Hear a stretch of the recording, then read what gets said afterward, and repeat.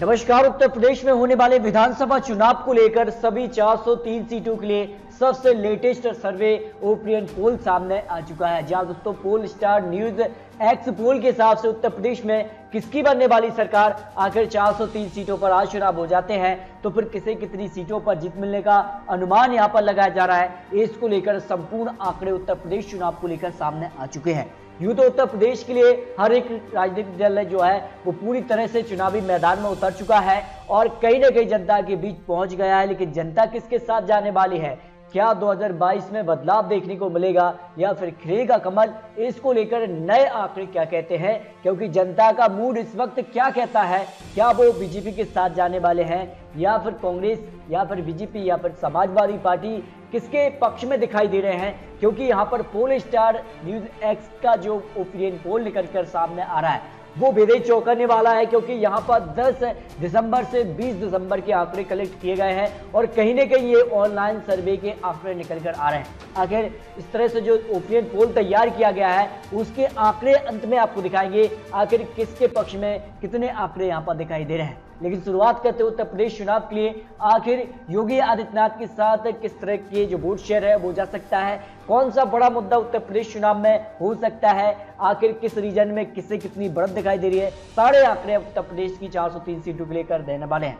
तो यहाँ पर बात करें योगी आदित्यनाथ के साथ किस प्रकार का जो यहाँ पर सीट है वो सीएम के तौर पर 2022 में मिल सकता है। देखिए मेल अगर बात करें तो करीब 42% यहाँ पर वोट शेयर जा सकता है मेल का, जबकि फीमेल का 49%। अखिलेश यादव के साथ 42% मेल का, जबकि 37% फीमेल का यहाँ पर जो है सपोर्ट मिल सकता है। मायावती जी के लिए 7% मेल और फीमेल 5% करीब। प्रियंका गांधी को 4% मेल और फीमेल यहाँ पर 2% ही यहाँ पर उनको सपोर्ट कर सकते हैं। उत्तर प्रदेश चुनाव 2022 को लेकर ये यहाँ पर न्यूजेक्स यानी पोल स्टार का जो ओपिनियन पोल निकल के सामने आ रहा है।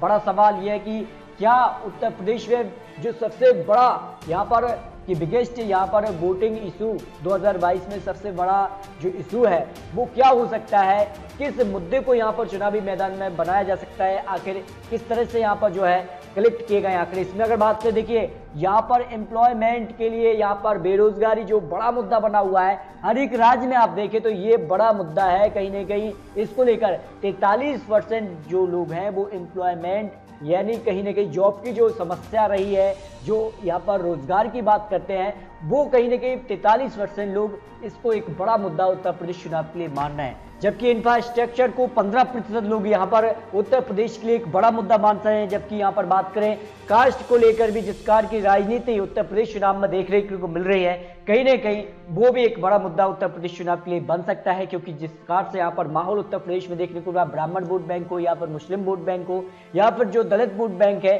उसको लेकर कहीं ना कहीं राजनीतिक दल अपना अपना दावा जरूर ठोक रही है, लेकिन ये भी एक बड़ा मुद्दा उत्तर प्रदेश चुनाव में बन सकता है। जबकि एमएसपी को लेकर जो कृषि कानून है उसको लेकर भी जो सर्वे के आंकड़े हैं वो भी आपको दिखाएंगे, लेकिन एमएसपी को लेकर जो है 5% मुद्दा यानी कृषि जो बिल है यानी जो किसान आंदोलन था उसमें कहीं ना कहीं ये बड़ा मुद्दा बन सकता है। जबकि यहाँ पर बात करें लॉ ऑर्डर की बात यानी कानून व्यवस्था उत्तर प्रदेश में 18% लोगों का मानना है कि कानून व्यवस्था उत्तर प्रदेश में अभी भी 18% लोगों का मानना है कि ये मुद्दा उत्तर प्रदेश चुनाव में बन सकता है। जबकि इसके अलावा जो अदर यहाँ पर जो इशू है, जो अदर मुद्दे रह सकते हैं वो करीब 12% लोगों का यहाँ पर मानना रहा है कि अलग मुद्दे यहाँ पर हो सकते हैं, जिसको लेकर यहाँ पर एक बड़ा यहाँ पर जो सर्वे सामने आ रहा है। तो उत्तर प्रदेश में बीजेपी की अगली जो बड़ी उपलब्धि रही है, जो 5 साल के दौरान उनका कामकाज रहा है, उसमें राम मंदिर निर्माण का भी एक बड़ा यहाँ पर फायदा क्या बीजेपी को मिलेगा। जहां दोस्तों इसको लेकर मान रहे लोग कि यहाँ 5 वर्षों के अंदर राम मंदिर निर्माण का जो कार्य शुरू हो गया है ये भी एक बीजेपी की उपलब्धि रही है। हालांकि सुप्रीम कोर्ट के फैसले के बाद ही राम मंदिर निर्माण का कार्य यहाँ पर ट्रस्ट के द्वारा यहाँ पर किया जा रहा है, लेकिन कहीं ना कहीं बीजेपी उत्तर प्रदेश चुनावी मैदान में उतरती है तो राम मंदिर निर्माण का कार्य को लेकर जरूर वो जनता के बीच पहुंच जाती है। लेकिन इसके अलावा अगर बात करें तो 5 साल के अंदर जो कोरोना काल रहा है उस दौरान अगर बात करें जो वैक्सीनेशन रोल आउट का काम रहा है बीजेपी का, उस पर भी 11% लोग यहाँ पर बीजेपी की उपलब्धि मान रहे हैं। यानी कोरोना पर जो काबू रहा है उसको लेकर यहाँ पर लोगों का मानना रहा है। जबकि यहाँ पर बात करें जीडी पर जो है बीजेपी को केवल 3.9% लोग मान रहे हैं ये बीजेपी की उपलब्धि रही है। जबकि यहाँ पर बात करें माफिया राज पर जो कंट्रोल यहाँ पर बीजेपी ने किया, जो बुलडोजर की बात बीजेपी करती है, वो कहीं ना कहीं यहाँ पर जो उनकी उपलब्धि है 15% लोगों की मानना है कि माफिया राज पर कंट्रोल बीजेपी ने किया है। जबकि अदर अचीवमेंट अलग जो उपलब्धि रही है 5 साल के दौरान, वो 21% लोग मानना कि इसके अलावा भी अन्य उपलब्धि बीजेपी की 2000 जो यहाँ पर 17 से 2021 चुनाव के बीच जो यहाँ पर कामकाज उनका रहा है। इसके अलावा तीनों कृषि कानून को रिपील करने का जो बड़ा फैसला प्रधानमंत्री मोदी जी ने लिया था, और ऐसे में अगर बात करें तो बीजेपी यूपी के अंदर इसका फायदा होगा, कितना फायदा हो सकता है। देखिए एस कहने वाले हैं 42% लोग मान रहे हैं कि रिपील यानी तीनों कृषि कानून वापस करने से बीजेपी को 42% लोगों का मानना है कि इसका फायदा होगा। नो के तौर पर देख रहे हैं कि नहीं के तौर पर फायदा नहीं होगा 39% लोग, क्योंकि किसान आंदोलन की जो मांगे हैं वो अभी पूरी नहीं हुई है। किसान अभी भी एमएसपी फिक्स को लेकर अभी भी यहाँ पर किसानों का एक जो है कह सकते हैं कि एक बड़ा गुट है, कहीं ना कहीं चुनावी मैदान में भी वो उतर सकते हैं, इस प्रकार की खबर जो आ रही है। जबकि यहाँ पर बात करें तो यहाँ पर जो नहीं के तौर पर देखते हैं, ना कह सकते हो ना यहाँ पर वो कुछ कह नहीं सकते, ऐसे 9% लोग भी आ जाते हैं यहाँ पर जो कृषि कानून को लेकर जो बड़ा सवाल पूछा था। इसके अलावा उत्तर प्रदेश में बीजेपी को किस तरह का वोट शेयर मिलता रहा है, इसमें अगर बात की गैर जाटव ओबीसी वर्ग करीब 19% बीजेपी को समर्थन यानी सपोर्ट करता रहा है। ब्राह्मण वोट बैंक पर भी अगर बात करें तो बीजेपी को 5.6% वोट मिलते रहे हैं, जबकि जाटव 2.3%, जिसमें राजपूत वोट बैंक की बात करें तो करीब 5.7% वोट बैंक, यादव वोट 0.9%, जबकि गैर जाटव 4.5% वोट शेयर बीजेपी को मिलता रहा है। कुल मिलाकर बीजेपी को 40 से 45% वोट शेयर उत्तर प्रदेश चुनाव 2017 के अंदर मिला था। लेकिन आंकड़े इस वक्त के क्या निकल कर सामने आ रहे हैं, इसमें अगर बात करें समाजवादी पार्टी को, देखिए समाजवादी पार्टी को 16% मुस्लिम वोट बैंक सीधे तौर पर जो उत्तर प्रदेश के लिए 19 से 20% जो मुस्लिम वोट बैंक है उसमें से समाजवादी पार्टी को 16% अकेले अपने दम पर वोट बैंक मिलता है। गैर यादव ओबीसी 6%, इसके अलावा यहाँ पर जो यादव है इसके अलावा अन्य को मिला दिया तो 8% वोट बैंक अन्य जो यहाँ पर समुदाय है उनसे उनको मिलता रहा है। इसके अलावा अगर मायावती जी की बात करें तो मायावती जी को यहाँ पर जो है ब्राह्मण वोट बैंक 2.65%, इसके अलावा मुस्लिम वोट बैंक 1% है, यादव वोट 0% है, नॉन यादव ओबीसी 1.8% वोट यहाँ पर उनको मिलता रहा उत्तर प्रदेश चुनाव के लिए। जबकि कांग्रेस के लिए अगर बात करें तो महज 5% वोट शेयर उनके पक्ष में जाने की संभावना है, और वोट बैंक यादव ओबीसी करीब 2.4% है, जबकि सभी पार्टियों को मिला दिया जाए तो 5% ही उनके खाते में वोट बैंक जाने की संभावना लगाई जा रही है। बतौर सीएम की पहली पसंद कौन हो सकता है उत्तर प्रदेश चुनाव के लिए, प्रियंका गांधी को 5% लोगों का मानना है, जबकि मायावती जी को 15%, जब अखिलेश यादव को 35% लोग यहाँ पर मुख्यमंत्री के तौर पर, योगी आदित्यनाथ को 45% लोग यहाँ पर मुख्यमंत्री के तौर पर यहाँ पर पसंद कर सकते हैं। ये आंकड़े यहाँ पर विश्लेषण के तौर पर निकल कर आ रहा है। लेकिन उत्तर प्रदेश चुनाव की अगर बात करें तो 2017 में यहाँ पर 312 सीटों पर जीत मिली थी बीजेपी को, तो कितनी सीटें उनके पक्ष में इस वक्त जा सकती हैं। देखिए शुरुआत करते हैं यहाँ पर रीजन बाय आंकड़े आपको दिखाने वाले हैं। अवध, बुंदेलखंड, वेस्टर्न उत्तर प्रदेश, इसके अलावा पूर्वांचल, पश्चिमी प्रदेश और रोहिलखंड के लिए क्या कुछ आंकड़े हैं।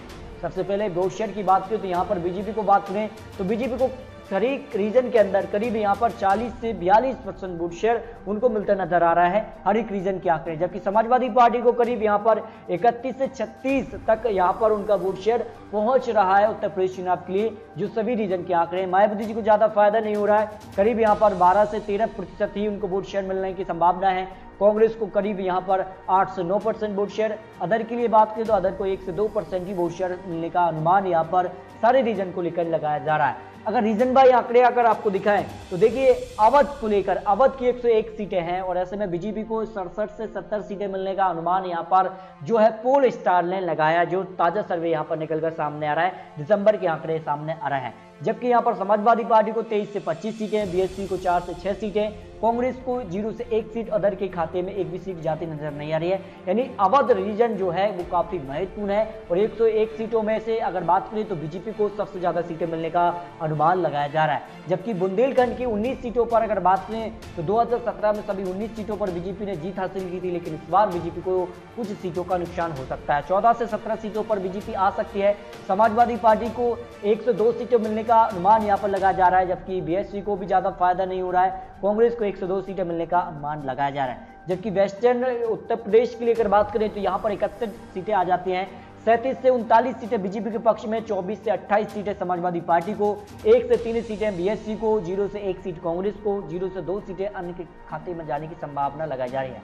अब सबसे महत्वपूर्ण रीजन यानी पूर्वांचल की 67 सीटों पर गौर करें तो 38 से 42 सीटें बीजेपी को, 21 से 23 सीटें समाजवादी पार्टी को, 0 से 2 सीटें बीएसपी के लिए, कांग्रेस के खाते में 0 से 2 सीटें, अन्य खाते में एक भी सीट जाती नजर नहीं आ रही है। जबकि पश्चिमी प्रदेश उत्तर प्रदेश की 90 सीटें यहां से आती हैं और यहां का अगर गौर करें आंकड़ों पर तो 40 से 49 सीटें जो है वो बीजेपी के पक्ष में जा सकती हैं। 31 से 34 सीटें समाजवादी पार्टी के पक्ष में, बीएसपी को 6 से 9 सीटें, कांग्रेस के पक्ष में 1 से 2 सीटें, अन्य के खाते में एक भी सीट जाती नजर नहीं आ रही है। रोहिलखंड की बात करें तो 53 सीटें यहाँ आती हैं और ऐसे में अगर आंकड़ों पर गौर करें तो बीजेपी को 30 से 33 सीटें मिलने का अनुमान यहाँ पर लगा जा रहा है। समाजवादी पार्टी को 18 से 21 सीटें, बीएसपी को 0 से 2 सीटें, कांग्रेस के हिस्से में 0 से 1 सीट, अन्य के हिस्से में 1 से 2 सीटें यहां पर जाने की संभावना लगाई जा रही है।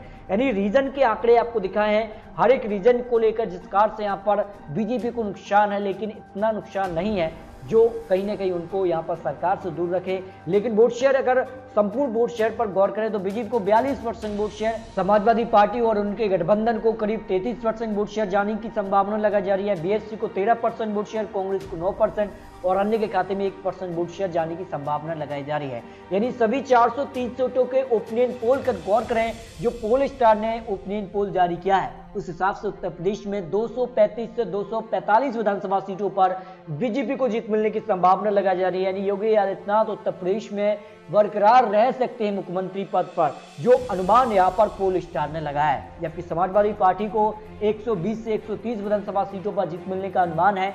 जबकि बीएसपी की बात करें तो बीएसपी को 13 से 16 सीटें, कांग्रेस को 0 से 5 सीटें, यहाँ पर अन्य की बात करें तो 0 से 4 सीटें यहाँ पर अन्य के पक्ष में जाने की संभावना उत्तर प्रदेश की 403 सीटों के लिए जो ओपिनियन पोल के आंकड़े पोल स्टार ने लगाए हैं। लेकिन ये तो चुनावी आंकड़े, चुनावी अनुमान है।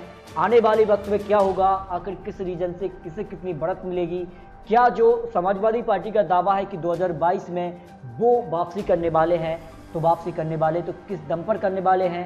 आखिर उत्तर प्रदेश में क्या बीजेपी अपना कमल खिलाएगी या फिर साइकिल की जो रफ्तार है वो बढ़ने वाली है, ये तो कुछ बड़े सवाल रहे हैं। लेकिन आपको क्या लगता है, अपनी राय कमेंट में जरूर रखिए। आखिर उत्तर प्रदेश में किसको कितनी सीटों पर जीत मिल सकती है और किसकी बन सकती है सरकार।